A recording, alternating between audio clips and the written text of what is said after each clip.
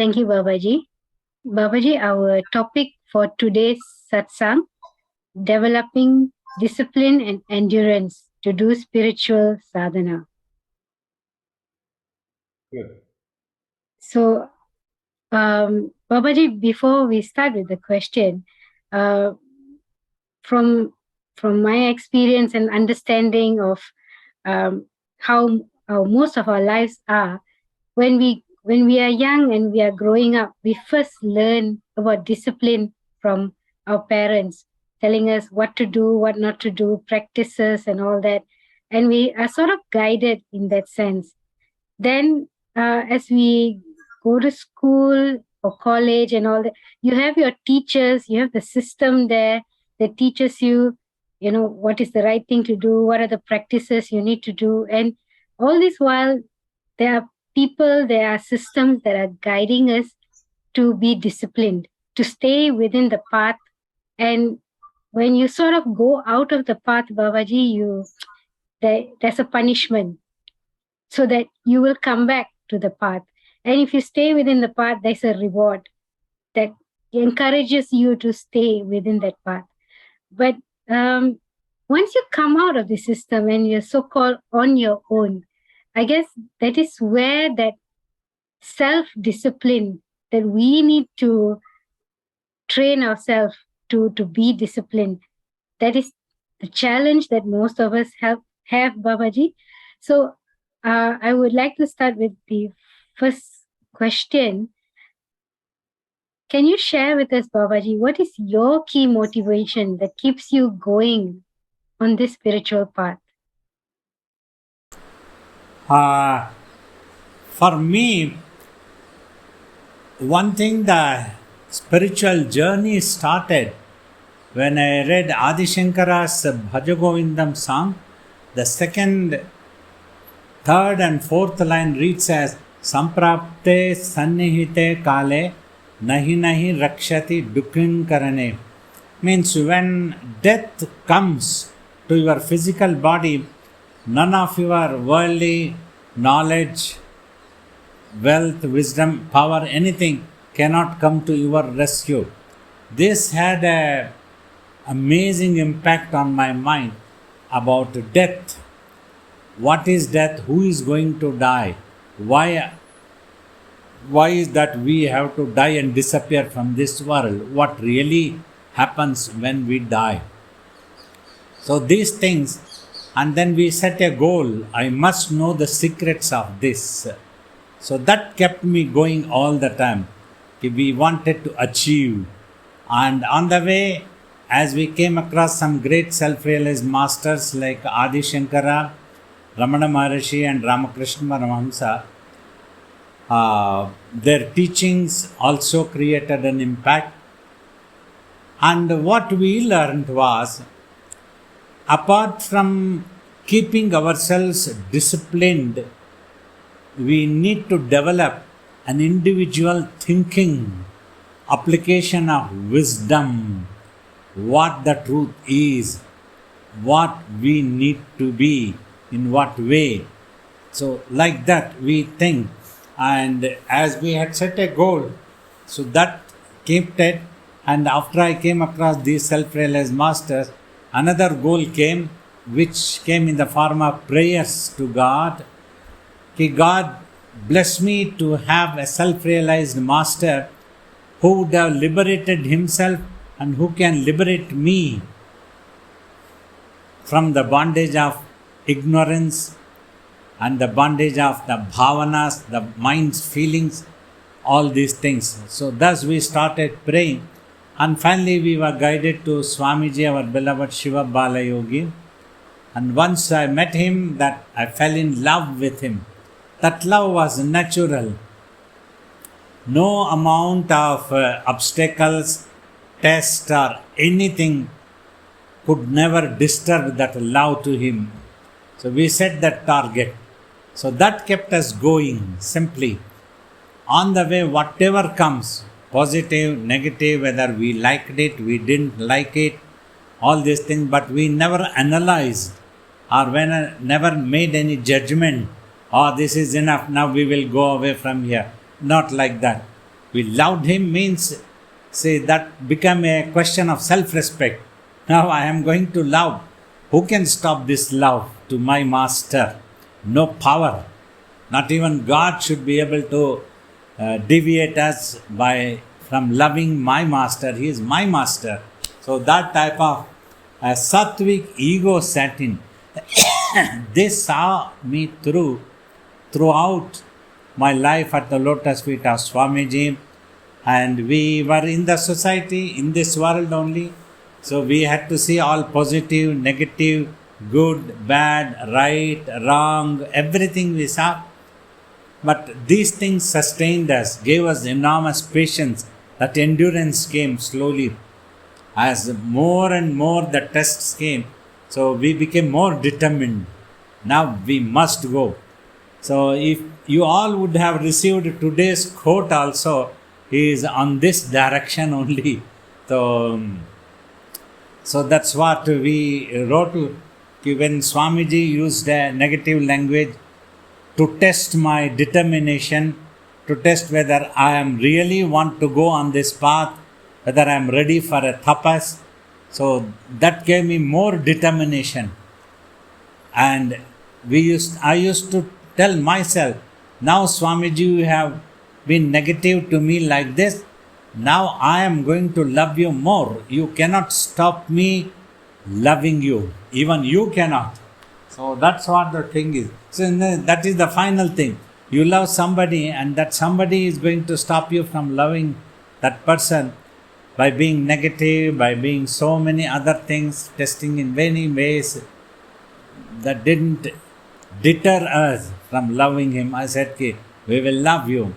It is now more that we will love you. So like that, and we developed endurance and discipline within us, because we had set a target. We needed that liberation, and we knew the master has that liberation. He has achieved. His tapas, his own life, his teachings were all amazing and wonderful. The same thing which we needed, that was his tapas. So I knew that is there in him. Closely I saw him like that. So that sustained and helped me to develop the endurance and discipline. I never considered discipline as a bondage. Many times in the present day generation, particularly youngsters, consider discipline as a bondage. You see, I remained disciplined for 20 years, as long as Swamiji was physically alive. And then 5 years, I remained disciplined inside a room, just meditating. So these things saw me through to achieve self-realization. If I had not been disciplined, say after a few years, just got deviated, and now I have to do something else, I cannot go on this path, this is not for me. I did not think even in my wildest dreams, even for once. But the tests came. Swamiji was much more tough. At least now I talk very softly, I explain, and I take questions. I try to make people understand. I don't lose temper easily. I keep myself very cool. But Swamiji was very hot-tempered. Just at the moment drop of a hat, he used to become annoyed and started shouting for a long time. Just that I was wearing a sacred thread, he was so annoyed and furious.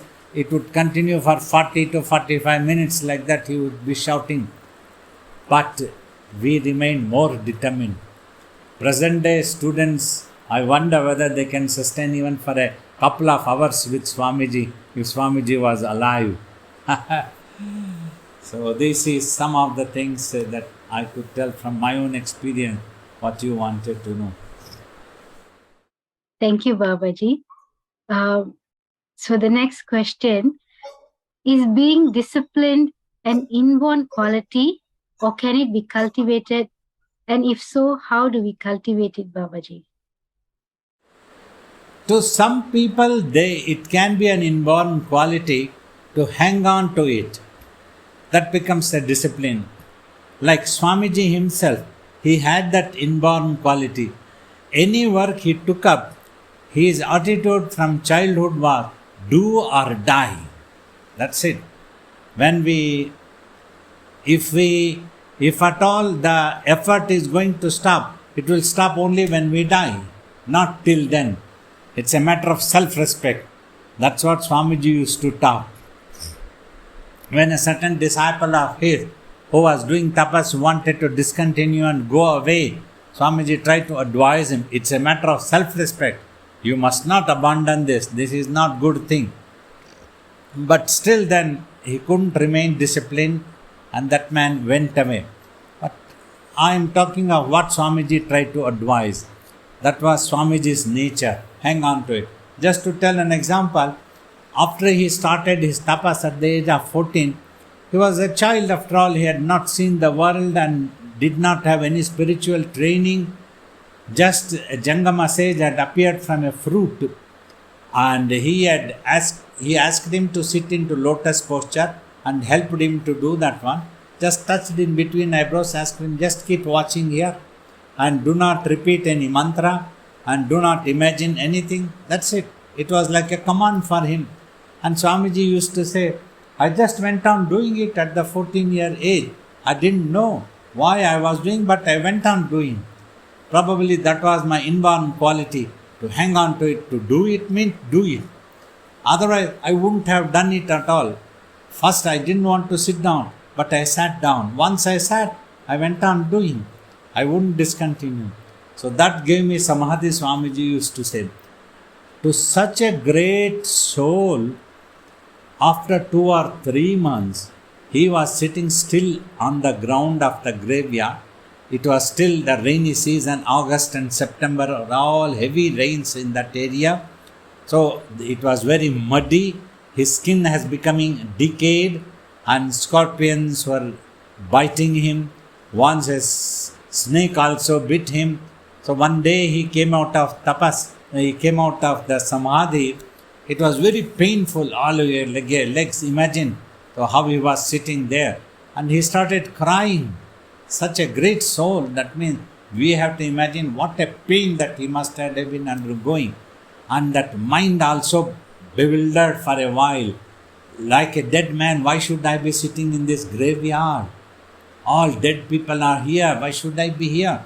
I should be doing business, help my mother. I should look after my siblings. This is ridiculous that I have to be doing like this. I will discontinue. I am not going to do it. Now I will go. He got up, started walking. When he came to the gates of graveyard, the same Jangama sage was standing there. Said, come on, you have to sit for 12 years like this. Only then I will allow you to go anywhere you want. Until then I will be guarding you. Don't think that you can run away. It is in your prarabdha. That's why I have been manifested. That's all he said. He didn't tell who he was. When Swamiji heard this, okay, if that is the case, then I will sit. For 12 years I will be sitting.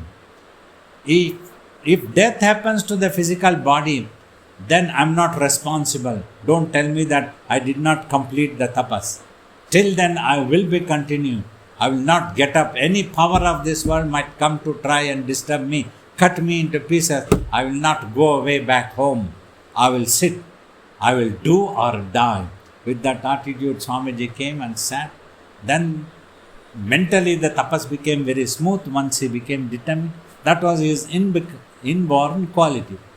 However, others also can cultivate, can practice, can adapt. Once you set a target, that should be of self-respect.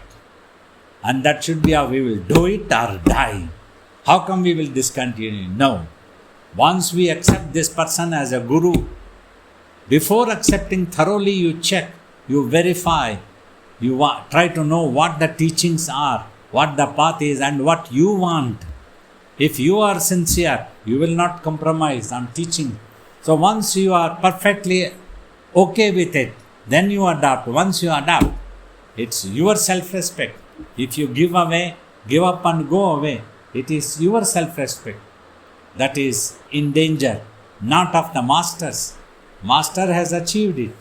So like Swamiji, when he made me to sit for tapa, he told me either you come out as a yogi or your dead body must come out. That was the sentence he told me. Means like that, if you set a goal and then you remain determined, I must be disciplined, I will do it or I will die. Then you can cultivate the discipline, and once you cultivate the discipline, endurance automatic comes. They both go parallelly. If you are disciplined, you will have endurance also. For 1 hour I have to sit means I have to sit for 1 hour. Swamiji used to tell, every day, whenever I initiate people into meditation, I give a command. I said, close the eyes, concentrate your mind and sight in between eyebrows, just keep watching there, don't repeat anything, don't imagine anything, don't open your eyes.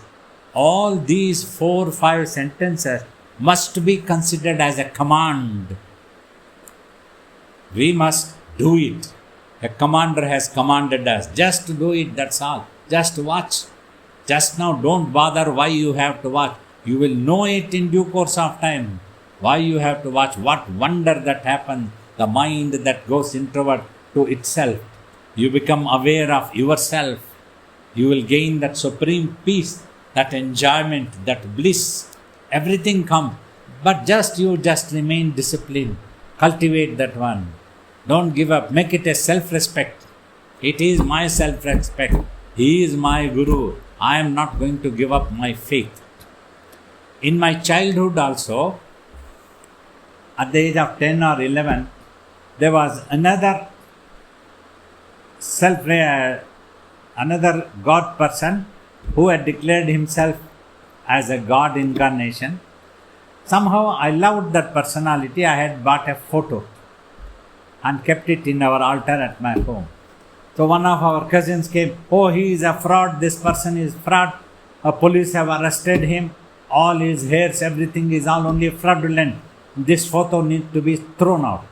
I refused. I told my mother also, keep this photo is my faith. No power on this earth should be able to disturb that one. I don't bother what happened to that personality, whoever that it is. But in this photo, whoever is my faith. It is my self-respect. Probably I also had that quality within me. I became stubbornly, I became determined. We will not throw this photo away. This is my faith. Why should I throw away? So like that, one can cultivate discipline and endurance automatically will follow. Thank you, Babaji. So, Babaji, does it mean that having a strong goal or purpose is important to help us remain disciplined? Definitely. Because when you have an anchor, a goal you have set, you know what to do. If you don't have a goal at all, you don't know what to do. Like once I went to Swamiji, I had set a goal. I will be with Swamiji, I will be serving him till the last breath of my life. So that goal I had set. So then once I had set the goal, I knew what to do. Simply I had to be with Swamiji, that's all. Many people tried to disturb my mind. Many people tempted, many things happened in those 20 years also. But I remained determined. I had set the goal. I will be with Swamiji. Swamiji is my Guru. That's it. So like that, it is very, very important to set a goal and target. Then you know what to do. Otherwise you can become confused. You don't know what to do. You had not set. You just like that you came for any other purpose. Then you will get disturbed. You will get deviated. So your attention might go somewhere else. Suddenly you might like to give up your services to the master. So this is what happens. So setting a goal is very important. Two things. Once you accept a master, that is for life. Once you want to serve the master, that is for life. And for what purpose you adopted that person as a guru? You want to have self-realization? That is another goal. Or even if your goal is just to love the master and be with the master, serve him, that is the goal. At least you have set some goal to remain determined. Then never look back. No power on this earth. Not even the master. If the master wants to kick you out, you must come back. That's what Ramesh Swamiji said. If I cut him into pieces, this boy, Chinu, he will, and throw him into river, he will join and come back to me. That determination must be there. I was overwhelmed that day. How great. Really, we need to be determined. So I became more determined. That was such motivational sentence. Swamiji said, after the master cutting you into pieces and throwing, imagine, you get joined and come back. So that goal is important. You have to set that one. This is my master. This is my beloved master. Means that's it. You don't have to ask somebody, is it alright if I adopt him as a master? You don't ask the master, is it okay if I adopt you as a master? You don't have to ask the master also. When I adopted Swamiji as my master, I didn't seek Swamiji's permission. I adopted him my master. He is my master. That's it. For that you don't need master's permission. Master's permission is needed when you need to do something else other than that. To love the master, you don't need master's permission. You just love. You just become his disciple. If you want to become disciple, you don't need his permission. Thank you, Babaji. The next question. Often we are motivated in the beginning, but then the motivation fades off, and so the discipline to do the sadhana also weakens. How do we change or stop this pattern, Babaji? Some people talk of passion, motivation. If it cannot sustain you, and if it cannot take you through to the end, that means you are really never motivated and you are really never had any passion. Temporarily, you had adopted expecting something else for a glamorous life or for any other things, that type of thing. Or when you wanted to meditate, perhaps you would have imagined siddhi and flying in the air and all sorts of nonsense other than self-realization or peace. That is when you are likely to lose motivation after some time if it doesn't happen. If that glamorous things doesn't come to you, then you lose. So if you come with a personal agenda, finally that is the thing, then you are likely to lose that motivation. If your personal agenda doesn't get fulfilled, then you will leave it in the middle. You cannot sustain yourself. You will get attracted to others' comments or other powers, other happenings, so many other things. And your target, your attention on the master gets disturbed. Once this is disturbed, you will fall away. You will fall away. So that's what happens. So you have to be very careful. In the beginning itself, it must be real. You must feel motivated. See, motivation must happen for any spiritual need, for a self-realization, or to know the secret of birth and death. Who dies? What happens after death? If we are that soul, why is that I am not aware that I am Atman? Any such highest goal you must set. Then you feel motivated, then you will not give up.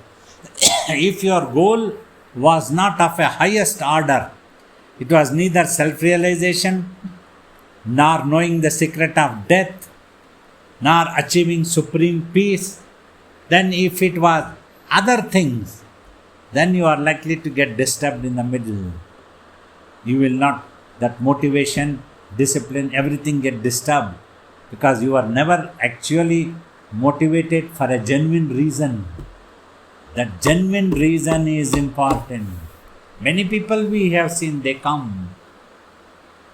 One day they hear some dialogue. Suddenly they decide, oh, this master is not self-realized, and they will take away and run away. Just for no reason. They try to judge the master. How can we judge?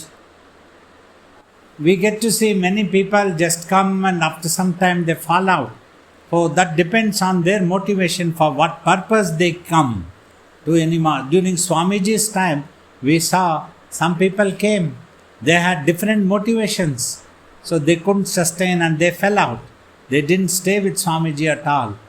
So this is what happened, we saw. Even some Tapaswin lady have told, she went with a motivation to get married to Swamiji instead of achieving self-realization or just watching in between eyebrows and getting the mind cleared. Because you see, Swamiji did not have any desire. So he was just initiated into tapas by the divine. When he was initiated, and he had the inborn quality of discipline and endurance, these things were of self-respect value for him. So he wouldn't give up, do or die. So then he simply went on doing that, and his mind became totally clear. He lost any desires at all. No desires were there, no wishes were there when he completed tapas. So he asked God, if you have any work for me in this world, I can do it for you, but I myself do not have any wishes. I don't have anything to achieve now. So that was the beautiful tapas he did, and that was because of his inborn quality of determination, self-respect, and finishing it.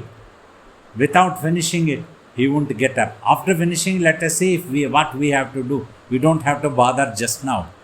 So that's what he used to be. Many times, another disciple, he used to go and scold him, why are you getting deviated? Let the manager do anything. You just concentrate on your tapas. Let the manager do his managing job. You don't have to go into a conflict with him. You have to meditate and you meditate, that's all.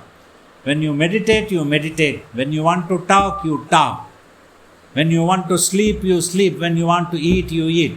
Like that Swamiji used to tell. That is the discipline.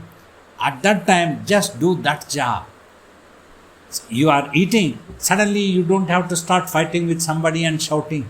You will lose the essential food eating that is required to sustain your physical body. Like that Swamiji used to explain. Like that when you are meditating, you need to cleanse your mind. The mind's corrupted things must go away. That is not the time that you will remember about your enemies or friends or relations or any such thing. Just meditate. Let them be in their homes. You just meditate. So that was the thing Swamiji taught us. Discipline, remain disciplined. Go sit down on the table, he said.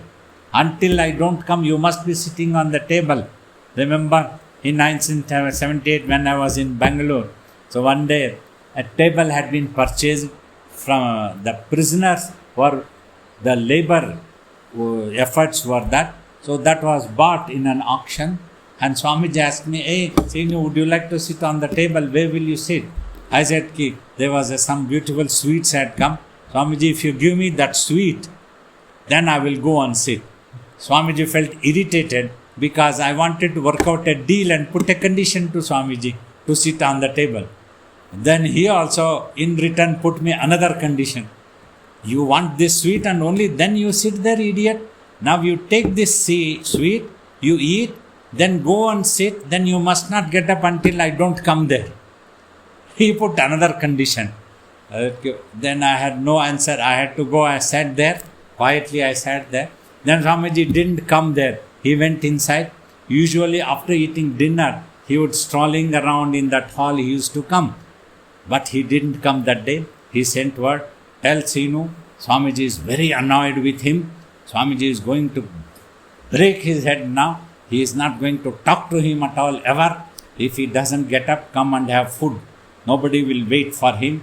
Don't keep food also, he has said. That boy told me, Swamiji wanted to threaten me. No food will be given to you for another 3 days. I sat determinedly. Swamiji has taught me determination. I understood. Swamiji is testing. If Swamiji can remain determined, why not I to remain determined? I also will remain determined. If I have to die, let me die, no problem. I sat the whole night. Finally at 3:30 early morning, Swamiji came with a torch light. A lot of mosquitoes were biting me, and I was trying to remember Swamiji's name. So that was it. Then when Swamiji came closer, I felt scared. Now Swamiji might beat me or scold me, don't know what he will do. Then I pretended as if I was sleeping like this. Then Swamiji came and hit me on the head. Hey, come on, get up. You are sleeping? You are sitting? I wanted you to sit down. I didn't ask you to sleep. So I told Swamiji I was not sleeping. Suddenly I felt scared when you came closer to me. That's why I pretended to be sleeping. Then Swamiji asked another boy to bring my food and made me to eat. Then I requested him to sit on the chair, office chair. Then I did arati to Swamiji, and then I had my food prasadam. So then Swamiji was happy. He was telling, look, that is the determination. That is the endurance you develop. Then only you can meditate. One day you can do tapas also, he said. So that is the blessing. So that is why it is important. Motivation, passions need to be genuine. Otherwise the passions quickly die down. If dies down, it was not a passion at all. It was for some other reason. Like, for example, we were taught, you go in quest of knowledge for sake of knowledge. You love the master for sake of love. That must not be a deal working out. We love the master if the master is going to keep me close. We love the master if master is going to give me a lottery ticket. That conditional, then it is not the love. It is not the quest for knowledge. You want to acquire knowledge so that you can earn a good salary. Then that is not the quest for knowledge. So it has to be genuine. Then you will always be motivated to be with the master and serve him and die or live whatever he wants. That's it, finish. Not giving up. No situation must force you to give up. No circumstances must force you to give up. Nothing else is there. So that is the real passion or motivation. Otherwise, it was not genuine. That is what it is. Thank you, Babaji. The last question, Babaji. Having endurance is very difficult, especially when things are not going our way and we feel alone or lost. How do we come out of this state of negativity, Babaji? You see, the answer is in the question itself. If the things are not going in our way, that is when you need endurance. That means you had expected something else other than the master, other than the spiritual truth. That's what it is. Then, these people, somebody is scolding me, somebody is ill-treating me, somebody is belittling me. That means things are not going our way. I expected love from the master. The master is ignoring me. I expected him to pay attention, praise me, keep me with him all the time. The thing is not going my way. What is the use of this life? Then you lose that passion for endurance and discipline. That must not be. That is why love for sake of love. Quest of knowledge for sake of knowledge.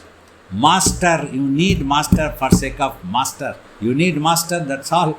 I didn't know why I wanted Swamiji. My mother asked, what do you mean that you want? You say, I want Swamiji, I want to go to Swamiji, I want to go to Swamiji.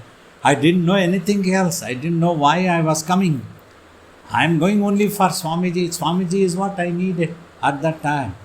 When my mother asked, how do you know whether he is a genuine yogi or not? You go and if he turns out to be something else, you go and then ashram atmosphere turns out to be something else. I said, that's no problem for me. I am not worried about such thing. I don't know whether Swamiji is a real yogi or a chandal. This is what the word I used that day, I remember. I don't know whether he is a yogi or a chandal. What I know is I have fallen in love with him. I will never look back. I will not regret anything happened. If because of my love to Swamiji, if I cannot get self-realization in this life, no problem. Some other life we can see. But my love to Swamiji is my determination. That's mine. My self-respect. That will always be there. If God says, if you love your master, you cannot get self-realization. No problem, I don't want self-realization. I will love my master. That type of determination, that type of endurance and discipline must be there for anyone. Even if God challenges you, nobody should be able to challenge you. Only such a person can achieve both self-realization and the karma yoga by serving the master, and dhyana yoga will also come by the grace of the master. If your aim is genuine, if you have set a target in the right sense, then you go to the master with passion, and that passion, no power, no God should be able to disturb, nothing else. We come for sake of Babaji, we will be there, that's it. That's what everybody has to think. Some centers are there, differences happen amongst people, and then they tell, I am not going to come to this center anymore. I won't come. That is not proper thing. You come to the center, you want to meditate, you can achieve self-realization. You come and you meditate, no power should be able to disturb. No in charge, no manager, no guru, no God should be able to disturb you. You must become more determined. Now I will definitely come and meditate here. Come what, maybe you cut my head into pieces. That should be that determination you must cultivate. Then only you can meditate. You are fit to meditate. You are fit for self-realization. You are fit to serve the master. To serve the master also, there need to be a fitness. Every moment that fitness certificate you need to be having from yourself. You are the one who will give that fitness certificate. Nobody else will give you. Without that fitness certificate, you will fail. So that's what has to be, that is important. Remain determined. Baba as a bodily figure may not be important, but your faith, your devotion in your heart is important, which will sustain you, discipline with all the endurance. You meditate, then you will have it. Your supreme peace, your self-realization, and you will become eternal. You will become one with your eternal real self. This body, what called Baba, will also go away from this world. That is not important. But do not discard the faith that is within you, the determination, the endurance that can sustain. Do not give up this path of meditation, self-realization, supreme peace. My love and blessings are always with you all. I deeply appreciate all of your participation. Some wonderful questions were asked. This was such a beautiful topic, which is very, very necessary anywhere, whether in the world, on the spiritual path, in meditation, anything. Nobody should be able to disturb you. Once you take up, keep going, keep doing. You don't do it to praise or to please somebody. It is for yourself that you are going. You are doing meditation. Never give up that thing. Don't try to please somebody and give it up. No need. You will lose it. You don't have to please anybody. You meditate. It is yours. Our blessings are yours. May you all be blessed.